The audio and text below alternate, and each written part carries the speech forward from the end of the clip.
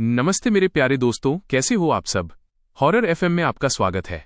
इस चैनल में आपको भूत प्रेतों से लेकर डायन पिशाचों की डरावनी कहानियां सुनने को मिलती हैं। अगर आप ऐसी ही रोंगटे खड़े कर देने वाली कहानियां पसंद करते हैं तो कृपया वीडियो को लाइक और चैनल को सब्सक्राइब जरूर कीजिएगा। तो चलिए कहानी शुरू करते हैं। शाम से ही भीषण तूफान आ रहा था। तूफान शुरू होने से पहले ही लोग अपनी तैयारी कर चुके थे। तभी एक साया पेड़ से नीचे उतरा और उसने अपने सिर से जंजीर खींच ली। अब रात गहरी हो चुकी थी। आसमान में नई दुल्हन की तरह एक चमकीला गोल चांद उदय हो गया था। बाहर का तूफान अब थोड़ा शांत था, लेकिन हल्की बारिश और तेज हवाएं अब भी जारी थीं। अचानक घर का सामने वाला दरवाजा खुला और एक 18-19 साल का लड़का बाहर आया। उसने सावधानी से चारों ओर देखा और लंगड़ाते हुए चलने लगा। कुछ दूर आगे बढ़ने पर विष का घर आता है, यानी बूढ़े माधव चंद्र का घर। क्या किसी को पता है कि इस घर को जहर का घर क्यों कहा जाता है? शायद नहीं। वो लड़का चलते चलते एक जगह रुका जहां एक और दाढ़ी वाला आदमी खड़ा था। वे दोनों वहां इंतजार करने लगे। तभी 3 और लोग वहां पहुंचे। उनमें से एक के पास जूट का एक बड़ा थैला था। वे दोनों लड़के अंधेरे में उन तीनों का नेतृत्व कर रहे थे। वे उन्हें एक बड़े घर के अंदर ले गए जहां बत्ती जल रही थी। अंदर 80 साल का एक सनकी बूढ़ा माधव चंद्र बैठा था। माधव चंद्र के वंशज कभी इस पूरे इलाके और कई गांवों के प्रधान हुआ करते थे। जैसे ही वे तीनों आदमी घर के सामने पहुंचे, लड़कों ने उन्हें अंदर जाने का इशारा किया। उन तीनों ने अंदर घुसकर बड़ी बेरहमी से बूढ़े माधवचंद्र की हत्या कर दी। उनके हाथ पीछे की ओर बंधे हुए थे और उन्हें फर्श पर लिटा दिया गया था। फिर बोरी से एक बड़ा पत्थर निकाला गया और उससे प्रहार करके माधवचंद्र के सिर को कुचल दिया गया। हत्या के बाद पत्थर और मिट्टी से लाश को वहीं दबा दिया गया। घर की सीमा के बाहर एक विशाल दीवार खड़ी कर दी गई ताकि किसी को कानो कान खबर न हो। अगले दिन जब गांव वालों ने उस ऊंची दीवार को देखा तो वे दंग रह गए। उनकी हैरानी तब और बढ़ गई जब वहां से एक अजीब और तीखी गंध आने लगी। 2 दिनों के भीतर उस दीवार पर काई की मोटी परत जम गई। अंधविश्वासी ग्रामीण डर के मारे उस दीवार के पास भी नहीं फटकते थे। सिर्फ उन 2 लड़कों को अंदाजा था कि उस रात वहां क्या हुआ था। आज की कहानी लेखिका तनीमा साहा द्वारा रचित है। मैं हूं आपका दोस्त शुभम, जो आज आपको ये रोमांचक कहानी सुना रहा हूं। दशकों पहले का माधवपुर और आज का माधवपुर दोनों में जमीन आसमान का अंतर है। वर्तमान माधवपुर अपनी परंपराओं को समेटे हुए बहुत तेजी से विकसित हो रहा है। इसका मुख्य कारण यहाँ का प्रसिद्ध माधवपुर आवासीय हाई स्कूल है। उस दौर में जब महिला शिक्षा की शुरुआत ठीक से नहीं हुई थी, तब यह स्कूल अपनी शिक्षा व्यवस्था के लिए जाना जाता था। यहाँ के नियम बहुत सख्त थे। अनुशासन तोड़ने पर छात्रों को कोड़े मारे जाते थे। लेकिन इस स्कूल और गांव की खुशहाली के पीछे एक बहुत बड़ा रहस्य छिपा था। गांव के ठीक पीछे एक घना जंगल है। गांव और जंगल के बीच एक दीवार है। दीवार इतनी ऊंची नहीं है कि उसे लांघा न जा सके, लेकिन फिर भी कोई उसे पार करने की हिम्मत नहीं करता। शाम ढलते ही गांव में सन्नाटा पसर जाता है।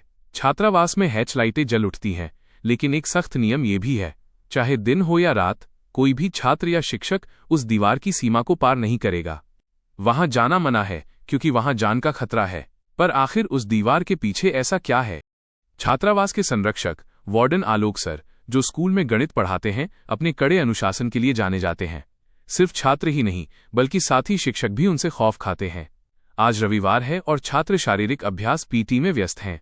आलोक सर का नियम है, हर रविवार सुबह कसरत, फिर स्नान, भोजन और उसके बाद पुस्तकालय। आलोक सर ने छात्रावास में एक बेहतरीन पुस्तकालय बनाया है, जहां इतिहास, जीवनी, अंतरिक्ष और समुद्र से जुड़ी अद्भुत किताबें हैं। वे महीने में 2 बार शहर जाते हैं नई किताबें लाने के लिए। जाने से पहले आलोक सर ने छात्रों को भोजन की मेज पर बिठाकर सख्त चेतावनी दी। सुनो, मैं 2 दिनों के लिए शहर जा रहा हूं। इन 2 दिनों में तुम लोग स्कूल और हॉस्टल के दायरे में ही रहोगे। नदी में नहाना या बागों में घूमना भूल जाओ। और सबसे जरूरी बात, उस दीवार के पास कोई नहीं जाएगा।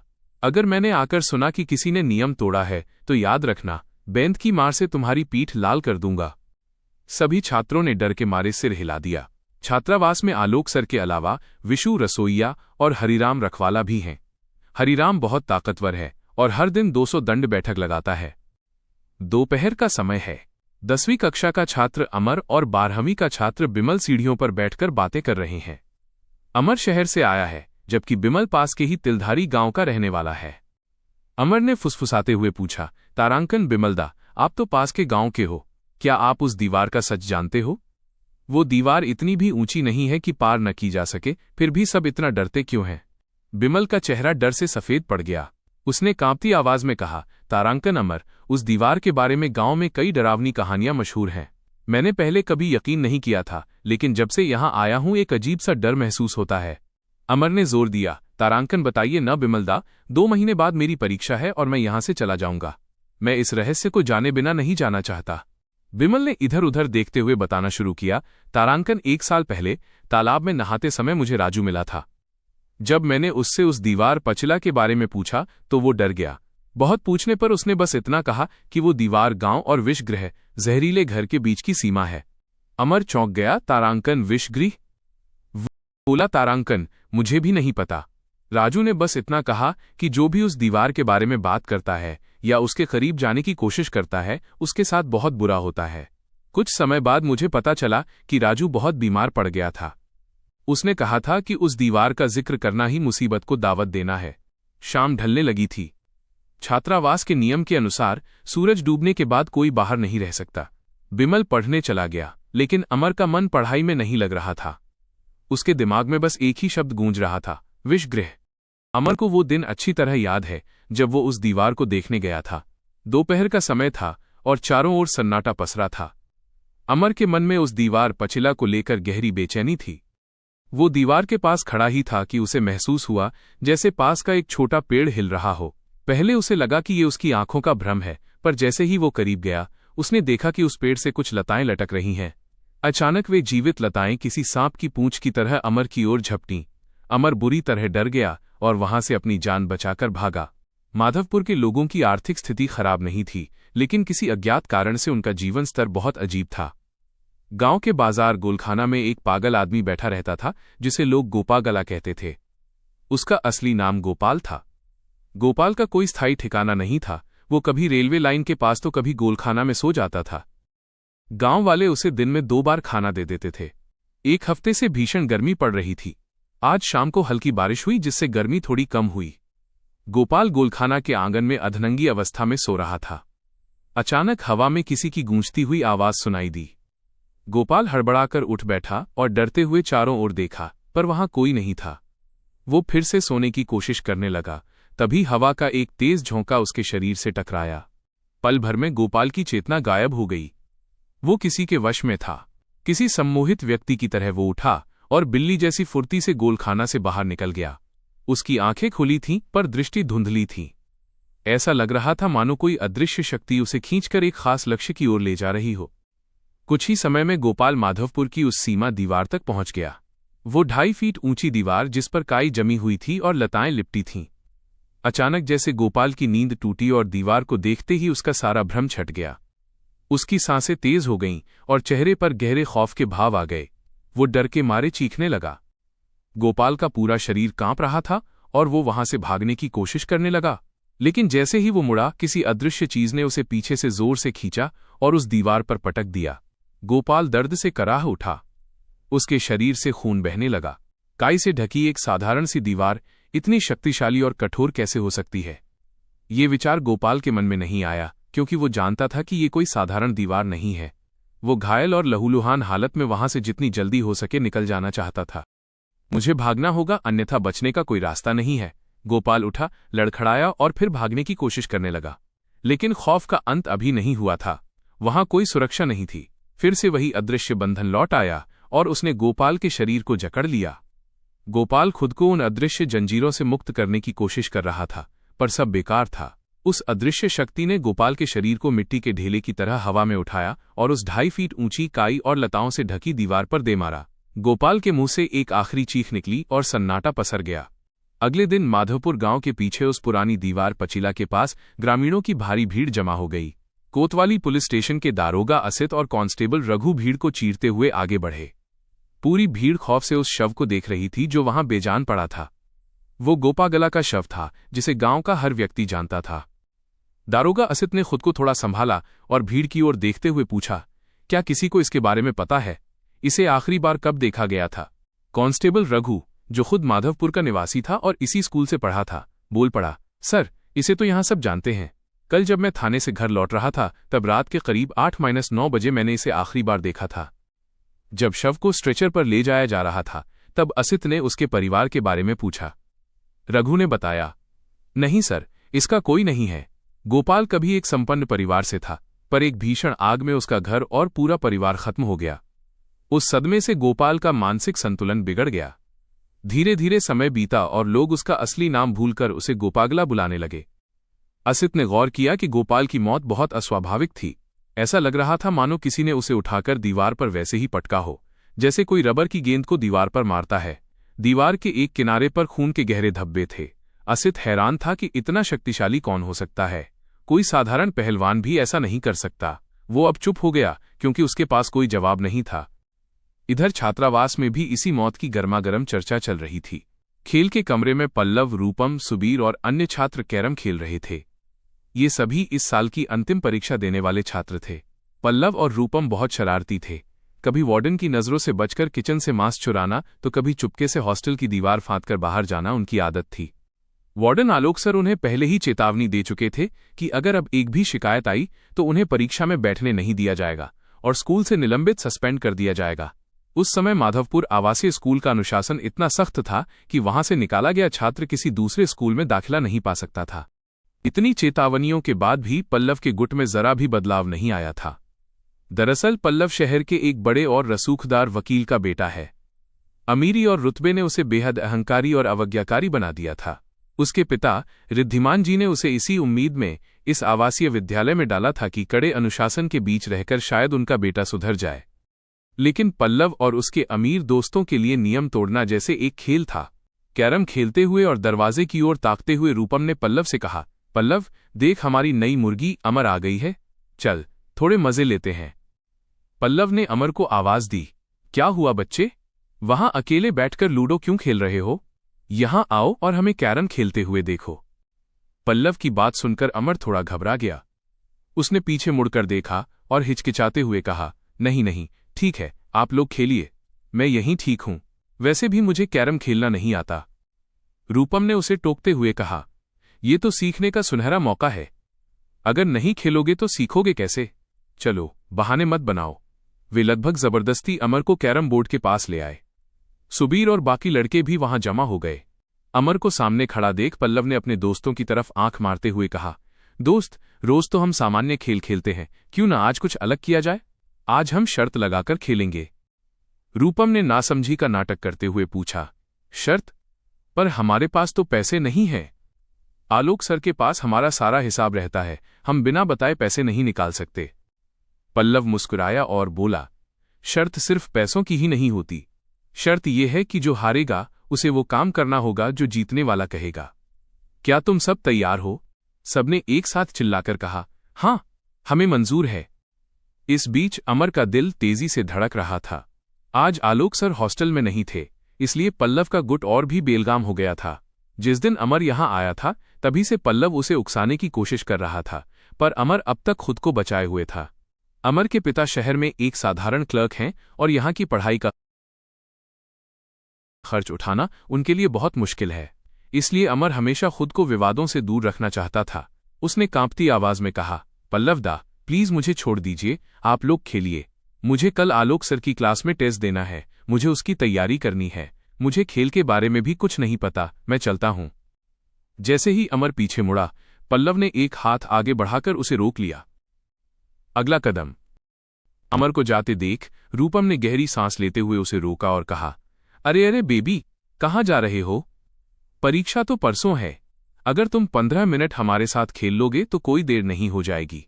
खेल शुरू हुआ और जैसा कि तय था, अमर हार गया। पल्लव ने एक कुटिल मुस्कान के साथ कहा, तो अमर बाबू हार गए, अब तुम्हें वही करना होगा जो मैं कहूंगा। अमर कांपती आवाज में बोला, क्या करना होगा? पल्लव ने अपना चेहरा अमर के कान के पास ले जाकर रहस्यमयी लहजे में कहा, आज रात तुम्हें उस विषगृह जहरीले घर की दीवार को छूकर आना होगा और कहना होगा, उठो और आओ। अमर की रूह कांप गई। पल्लव ने उसी क्रूर लहजे में आगे कहा, हाँ, यही शर्त है।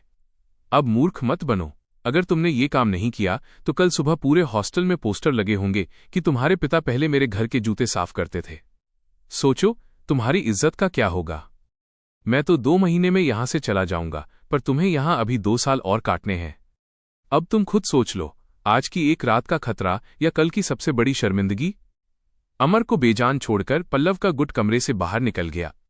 बाहर जाकर रूपम ने धीमी आवाज में पूछा, पल्लव, क्या तुम्हें लगता है कि वो जाएगा? पल्लव ने एक क्रूर मुस्कान के साथ कहा, वो जरूर जाएगा। इन निम्न वर्ग के लोगों को अपनी औकात याद दिलाना जरूरी है। वैसे भी उसके पिता मेरे घर पर जूते साफ करते थे। बाद में मेरे पिता ने ही उन्हें कहीं और काम पर लगवाया था। मेरे पैरों के नीचे रहने वाले लोग मेरे सामने खड़े हों, ये मुझे बर्दाश्त नहीं। इधर अमर का दिमाग काम करना बंद कर चुका था। खाने की मेज पर भी वो कुछ खा नहीं पाया और चुपचाप उठकर अपने कमरे में आ गया। उसकी आंखों के सामने बचपन की यादें और पिता का अपमान तैरने लगा। वो जानता था कि अगर पल्लव के पिता रिद्धिमान सर मदद नहीं करते तो वो यहां पढ़ भी नहीं पाता। अमर के लिए यहां रहना और अच्छे परिणाम लाना बहुत जरूरी था। लेकिन अगर पल्लव ने कल वे पोस्टर लगा दिए तो वो कहीं मुंह दिखाने लायक नहीं रहेगा। बिस्तर पर लेटे लेटे वो करवटें बदलता रहा। अंत में उसने फैसला किया, और क्या बुरा होगा, मैं बस जाकर उस दीवार को छूकर आ जाऊंगा। कम से कम अगले 2 साल तक यहां शांति से पढ़ाई तो कर सकूंगा। जैसे ही उसने ये सोचा, वो बिस्तर से उठ बैठा। ठीक उसी समय छात्रावास की घड़ी ने रात के सन्नाटे को चीरते हुए घंटा बजाया। वो धीरे धीरे अपने कमरे के दरवाजे की ओर बढ़ा। पूरा छात्रावास गहरी और रहस्यमयी नींद में डूबा हुआ था। बरामदे में चलते समय अमर को केवल अपनी ही सांसों की आवाज सुनाई दे रही थी। के सन्नाटे में केवल अमर की सांसों की आवाजें सुनाई दे रही थीं। बरामदे के दोनों कोनों और मुख्य प्रवेश द्वार पर लगी हैच लाइटें, हजलाइट्स हल्की रोशनी बिखेर रही थीं। अमर का सीना धड़क रहा था, मानो सैकड़ों हथौड़े एक साथ उसके दिल पर चोट कर रहे हों। वह भारी कदमों से छात्रावास के मुख्य द्वार की ओर बढ़ा। हरिराम की पैनी नजरों से बचकर बाहर निकलना आसान नहीं था। अमर डरते डरते बालकनी की सीढ़ियां उतरकर बगीचे की ओर गया। मुख्य द्वार पर पहुंचकर उसने देखा कि हरिराम वहां नहीं था। मौका पाकर अमर तेजी से गेट पार कर गया और सुनसान सड़क पर निकल आया। इसी बीच बालकनी के एक खंभे के पीछे छिपी 2 जोड़ी आंखें उसे ही देख रही थीं। अमर के जाते ही उनमें से एक ने फुसफुसाकर कहा, देखा पल्लव, तुम ठीक कह रहे थे। अपनी इज्जत बचाने के लिए ये निम्न वर्ग का लड़का मौत के मुंह में भी चला जाएगा। पल्लव ने कुटिलता से मुस्कुराते हुए सहमति जताई। हरिराम के वापस आने से पहले ही वे दोनों अपने छिपने की जगह से निकलकर वहां से खिसक गए। बाहर रात का सन्नाटा इतना गहरा था कि अमर की रूह कांप उठी। शहर की शोरगुल भरी रातों के विपरीत यहां की रात एकदम ठंडी और खौफनाक थी। दिन भर की तपती हुई जमीन अब ठंडी हो चुकी थी, पर सन्नाटा ऐसा था जैसे कोई और जीवित प्राणी वहां मौजूद न हो। चलते चलते अमर को अचानक महसूस हुआ कि कोई उसके पीछे चल रहा है। वो झटके से पीछे मुड़ा। नहीं, कोई नहीं है। क्या ये मेरा भ्रम है? लेकिन वो आवाज बहुत डरावनी थी। अमर का हलक सूखने लगा। दिन में जो गांव इतना सुंदर और शांत दिखता था, रात के अंधेरे में वही गांव किसी डरावनी चुड़ैल की तरह प्रतीत हो रहा था। डर के मारे अमर का पेट खाली सा महसूस होने लगा। अचानक हवा का एक तेज झोंका उसके चेहरे से टकराया। ठीक उसी समय ऊपर से एक रात का पक्षी अपनी कर्कश आवाज में पंख फड़फड़ाता हुआ निकला। अमर डर के मारे चीख पड़ा। उसकी सांसें रुकने लगी थीं।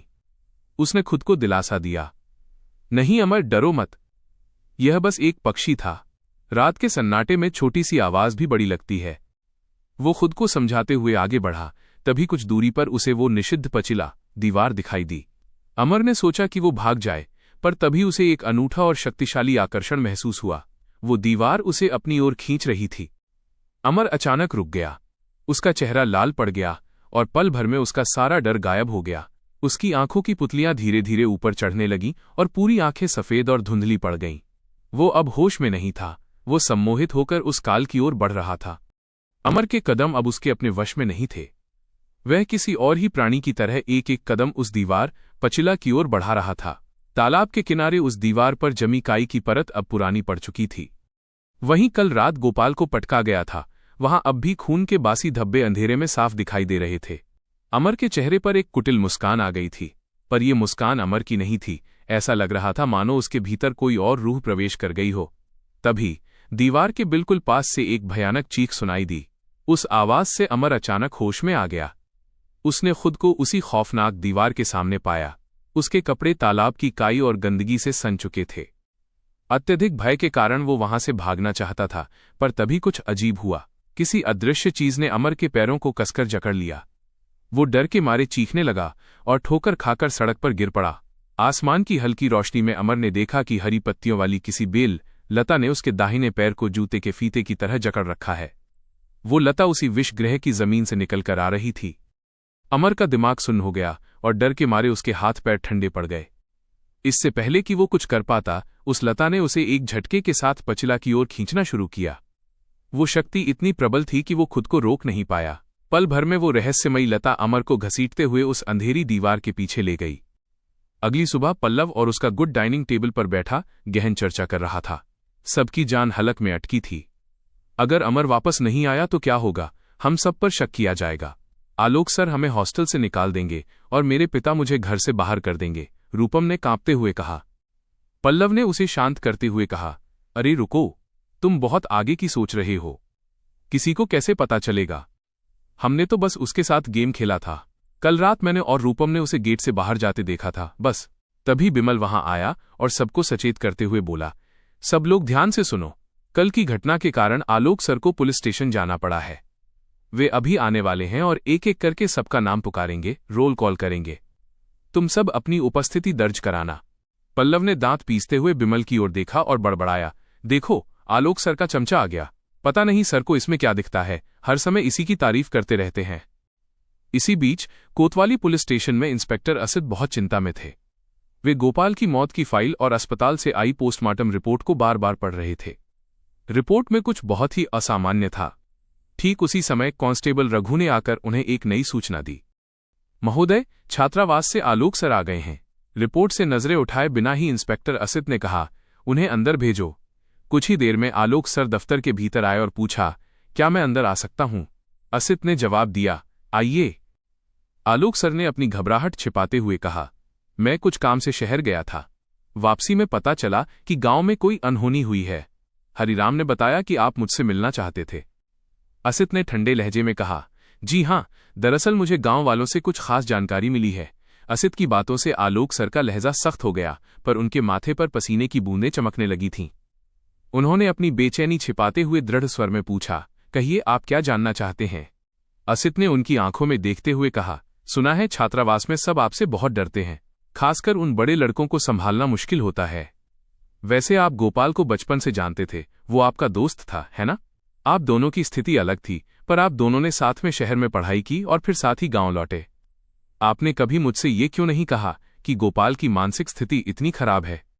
वो आपका दोस्त था, क्या आपको उसकी मदद नहीं करनी चाहिए थी? आलोक सर का गला सूखने लगा। उन्होंने कहा, आपको ये सब कैसे पता, और गोपाल की मौत से मेरा क्या लेना देना? असित ने मुस्कुराते हुए कहा, मेरे पास अपने सूत्र हैं। उस राज को दबाने वाले तुम दोनों ही थे। अब उनमें से एक मर चुका है और सिर्फ तुम बचे हो।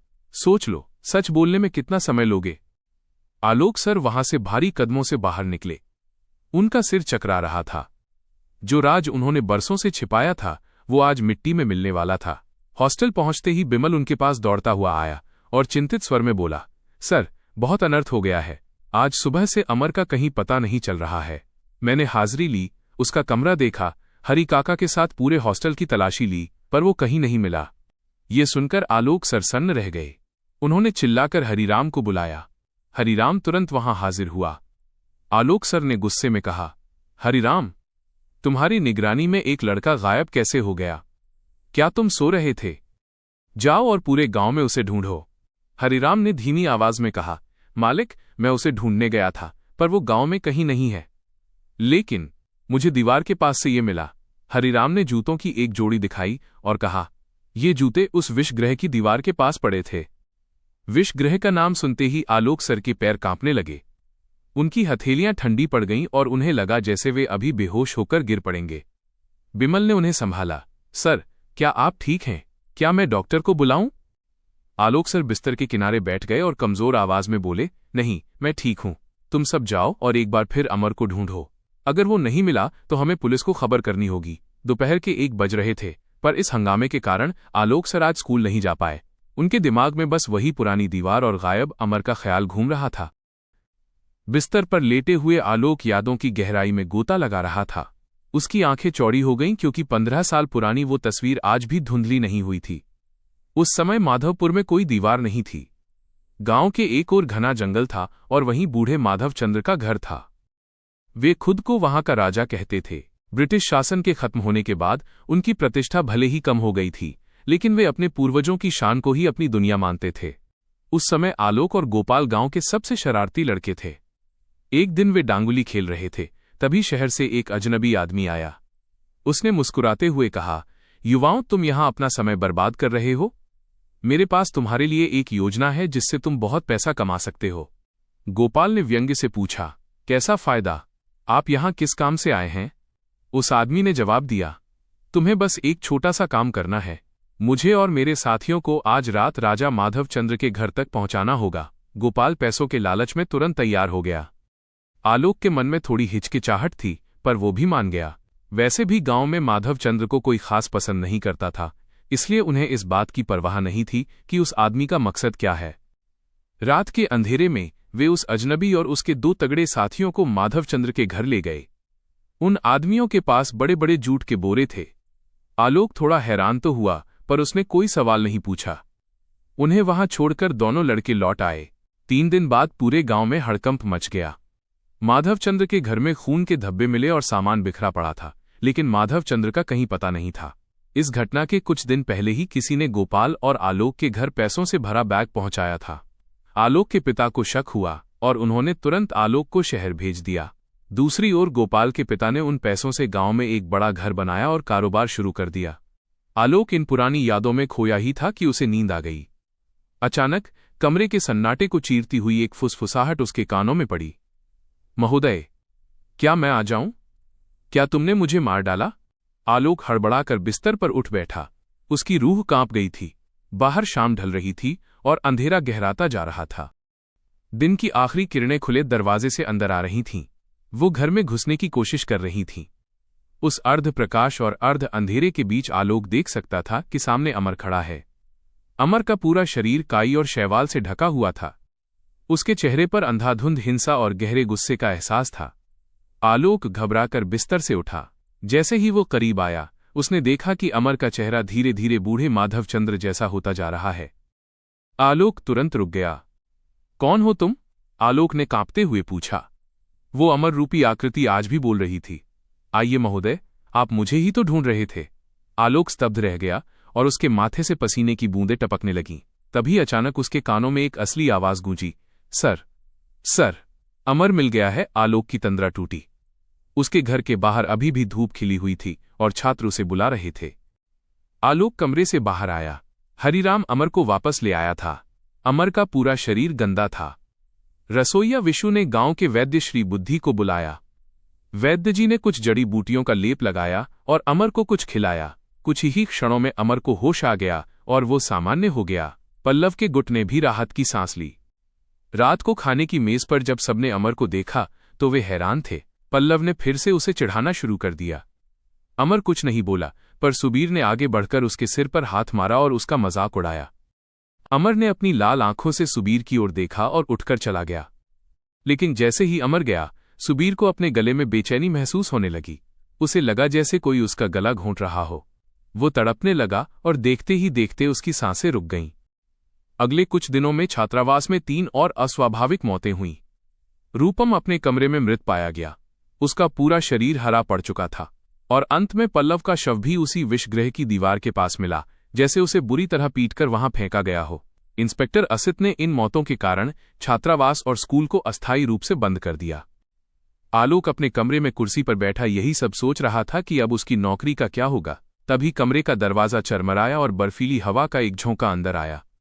उस धुंधली रोशनी में आलोक ने एक परछाई देखी। वो अमर था। वो नंगे पैर खड़ा था और उसके चेहरे का आधा हिस्सा पूरी तरह सड़ चुका था, जहां से काला खून बह रहा था। आलोक डर के मारे चीख पड़ा, कौन है वहां? उस आकृति ने कहा, उस दिन तुम मुझे बचा सकते थे आलोक। उन लोगों ने पत्थर से कुचलकर मुझे मार डाला और तुम पीछे खड़े सब देख रहे थे। तुमने मेरे शरीर को जमीन में दफन कर दिया और सच कभी नहीं बोला। तुम्हें बहुत पैसा मिला था ना, अब तुम्हारी बारी है। वह आकृति एक विशाल शैतानी रूप में बदल गई। आलोक ने चिल्लाने के लिए मुंह खोला, पर अमर के मुंह से एक मोटी हरी लता तेजी से निकली और आलोक के मुंह के भीतर समा गई। उस लता ने आलोक के शरीर को ऊपर उठा लिया। आलोक का पूरा शरीर हरा पड़ गया और उसकी जीवन लीला समाप्त हो गई। देखकर ऐसा लग रहा था मानो सदियों पुरानी शैवाल की परत ने उसे ढक लिया हो। उस अलौकिक शक्ति ने आलोक के शव को दीवार से चिपका दिया था और उसमें से गहरे हरे रंग का तरल पदार्थ टपक रहा था। माधवपुर हाईस्कूल अब बंद हो चुका है क्योंकि वहां एक के बाद एक कई अनसुलझी मौतें हुई हैं। हालांकि इंस्पेक्टर असित ने जांच के दौरान कई महत्वपूर्ण जानकारियां बरामद कीं। उन्हें पता चला कि माधवपुर गांव कभी माधवचंद्र राजा के शासन के अधीन था। माधवचंद्र ने अपनी सारी संपत्ति अपनी वसीयत में स्कूल के नाम कर दी थी। उनका उद्देश्य था कि उनकी मृत्यु के बाद उनके सामान और धन से एक विद्यालय की स्थापना की जाए ताकि गांव के लोग समृद्ध हो सकें। लेकिन शहर में रहने वाले उनके एक लालची रिश्तेदार को ये वसीयत स्वीकार्य नहीं थी। इसीलिए उस रिश्तेदार ने उन हत्यारों को भेजा था जिन्होंने बूढ़े माधवचंद्र की निर्दयतापूर्वक हत्या कर दी। ये सारी जानकारी उस रिश्तेदार की डायरी से प्राप्त हुई है। उस रिश्तेदार ने बाद में अपने ही घर में जहर खाकर आत्महत्या कर ली थी। हैरानी की बात यह थी कि जहर के प्रभाव से उसका पूरा शरीर हरा हो गया था। उसकी डायरी गहरे हरे रंग की स्याही से लिखी गई थी जिससे सफेद धुआं निकल रहा था। इंस्पेक्टर असित ने जब उस दीवार पचिला को पीछे से तुड़वाया तो उन्हें वहां अमर का सड़ा हुआ शव मिला जिसका गला कटा हुआ था, लेकिन माधवचंद्र का कोई अवशेष नहीं मिला। असित ने अमर के अंतिम संस्कार की व्यवस्था की। एक सुबह जब असित जागे तो उन्होंने देखा कि उनके घर के सामने बोरियों में धन भरा पड़ा था। एक नोट पर लिखा था, तारांकन स्कूल फिर से शुरू करो। आज से छात्रावास और स्कूल की जिम्मेदारी आपकी है। लेखिका तनीमा साहा की कलम से लिखी आज की कहानी यहीं समाप्त होती है। यह कहानी उन हत्यारों और उनके लालच पर सवाल उठाती है